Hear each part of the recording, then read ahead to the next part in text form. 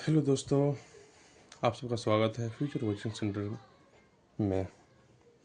आज class 10th chapter 1.1 का question solve करेंगे। अगर वीडियो अच्छी लगे और यूज़फुल लगे तो चैनल को सब्सक्राइब जरूर करें।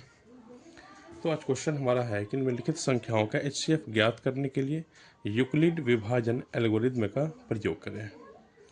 ये क्वेश्चन जो है क्लास 10th में एग्जाम में पूछा जाता है और 135 और 225 का हमको यूक्लिड विभाजन एल्गोरिथ्म के माध्यम से हमको निकालना है HCF। तो इसका सबसे पहले निकालने के लिए इसका सूत्र होता है भाज्य बराबर भाजक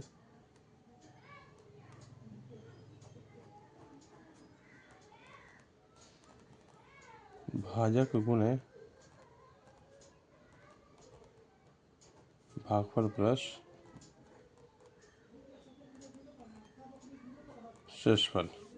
मतलब कि A बराबर B into Q plus R, जहाँ पर 0 से बड़ा या बराबर और R से बड़ा B होता है।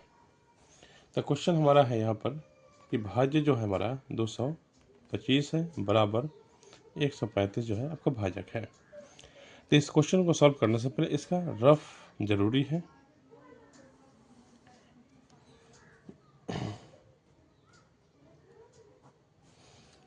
तो 135 हमको निकालना होगा HCF भाग विधि से।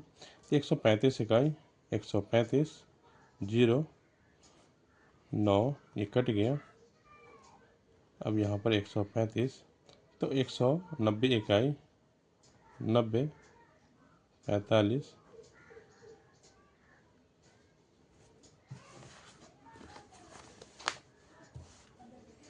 45 दूनी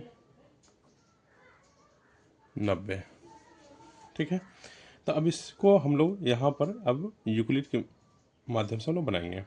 तो 225 बराबर 135 है। 135 इकाई 35 प्लस जो R है वह शेषफल है, तो शेषफल हमारा आया है 90। अब 135 हम लोग यहाँ पर लेंगे जो हमारा भाज्य हो जाएगा। अब भाजक जो होगा वो अब 90 हो जाएगा। तो 90 गुने 1 प्लस अब जो शेषफल आया है 45 आया है। फिर 90 यहाँ पर लिखेंगे और 45, तो 45 दूनी 90 प्लस 0। तो देखिए जब आपका ये शून्य जब आ जाएगा तब आपका HCF हो जाता है, क्लियर आपका जवाब आ जाता है।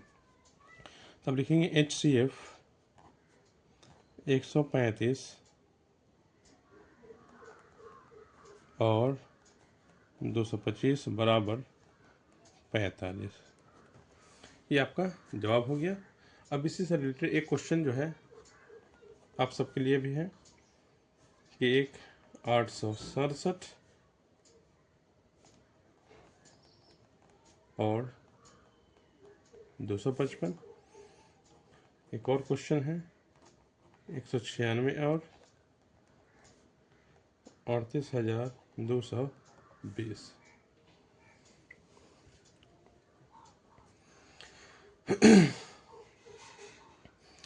अब इसके बाद जो है क्वेश्चन नंबर 2, क्योंकि देखिए आपके ये चैप्टर का बहुत यूजफुल क्वेश्चन है और क्वेश्चन अंत तक जरूर देखिएगा। अब यहाँ पर सवाल हमारे पास है, NCERT बुक है आपका, कि दर्शाएं कि कोई भी धनात्मक विषम, यहाँ पर है, दर्शाएं कि कोई भी धनात्मक विषम पूर्णांक 6q+1 या 6q+3 या 6q+5 के रूप का है जहाँ q कोई पूर्णांक है। तो इसी क्वेश्चन को हम लोग यहाँ पर बनाएंगे। तब हम लोग लिखेंगे क्वेश्चन नंबर 2 में, जैसे कि माना कि है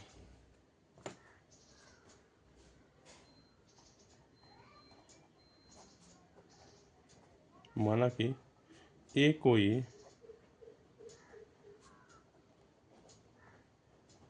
विषम धनात्मक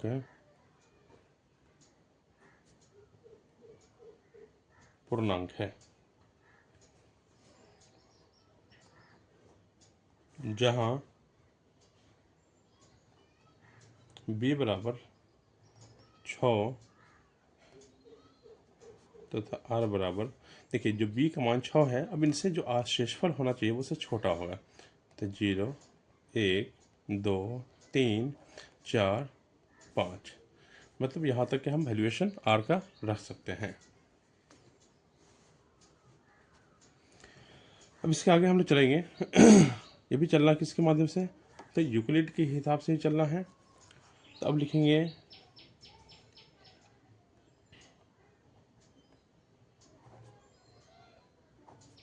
यूक्लिड विभाजन एल्गोरिथम से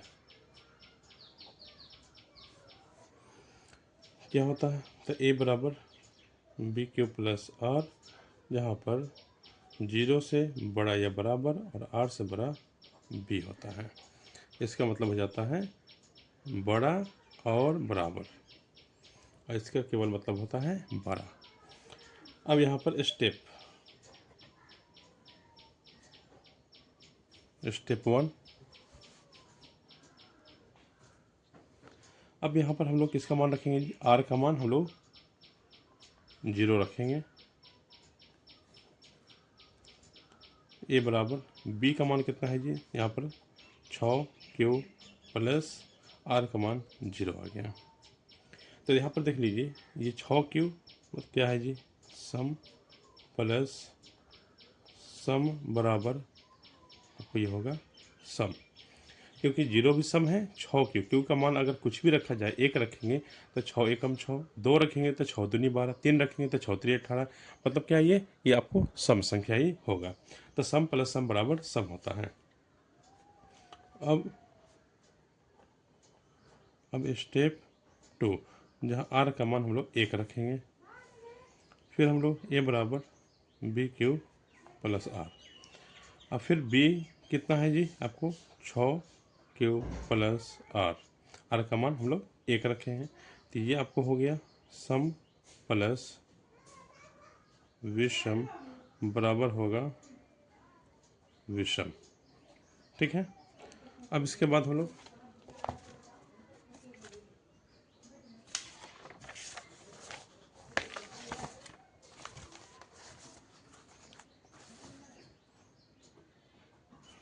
स्टेप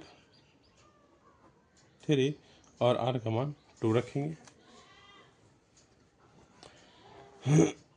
a बराबर बी क्यू प्लस आर, अब हमारे b का मान कितना है जी, तो 6 क्यू प्लस r का मान है यहाँ पर 2। तो ये आपको सम प्लस सम बराबर सम, क्योंकि आपके एग्जाम में मोस्ट है या क्योंकि सम प्लस सम बराबर पूछा जाता है, आपको ऑप्शन दे देता है कि 6 की प्लस मतलब 6 की प्लस 2 ये सम धनात्मक पूर्णांक है या विषम धनात्मक पूर्णांक है, इस तरह से सवाल पूछा जाता है।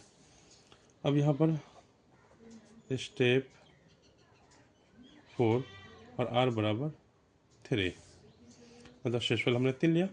फिर a बराबर b q plus r, 6 q plus 3 सम प्लस विषम बराबर विषम।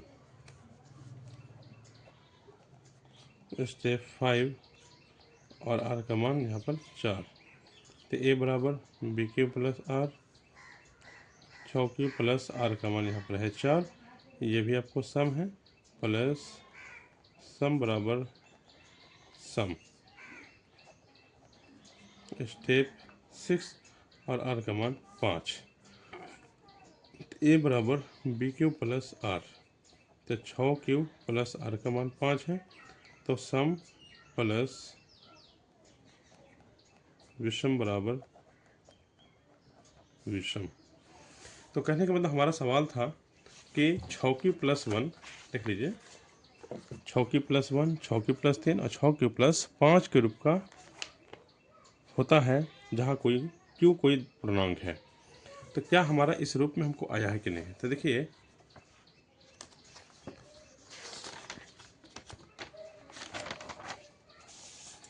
तो 6 क्यू प्लस 1, देखिए स्टेप 1 में आपको जो है सम प्लस सम आया है। स्टेप 2 है जो है 6 की प्लस 1, यह हम आपको समीकरण के रूप में देख सकते हैं। ये आपको 1 हो गया, उसके अलावा है कि आपको 2 हो गया, ये हम लोग 3 हो गया, ये आपको 4, ये आपको हो गया 5, और ये आपका समीकरण हो गया 6। तो यह स्टेप के रूप में या समीकरण के रूप में दे सकते हैं। तो जिसमें एक स्टेप 1 जो सम प्लस सम है और 2 जो है विषम है। तो 1, 3 और 5 ये किस रूप में है? तो ये सम धनात्मक पूर्णांक के रूप में है। लिख सकते हैं हम लोग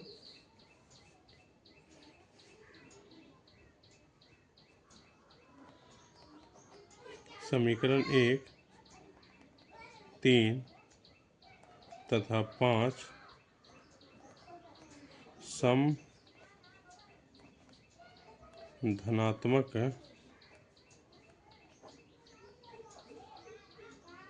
पूर्णांक है, जबकि समीकरण 2, 4 तथा 6 विषम धनात्मक पूर्णांक के रूप का होगा। तो इस तरह से आपका ये क्वेश्चन सॉल्व हो गया। क्वेश्चन नंबर 2 जो आपको दिखाना था कि क्या 6 की प्लस 1, 6 की प्लस 3, 6 की प्लस 5 क्या कोई विषम धनात्मक पूर्णांक है? तो हाँ, यहाँ पर समीकरण 2, 4 और 6 क्या विषम धनात्मक पूर्णांक रूप का होगा, जो कि है, इसलिए ये आपका सही हुआ। Thank you. अगर वीडियो अच्छी लगे तो सब्सक्राइब जरूर करें।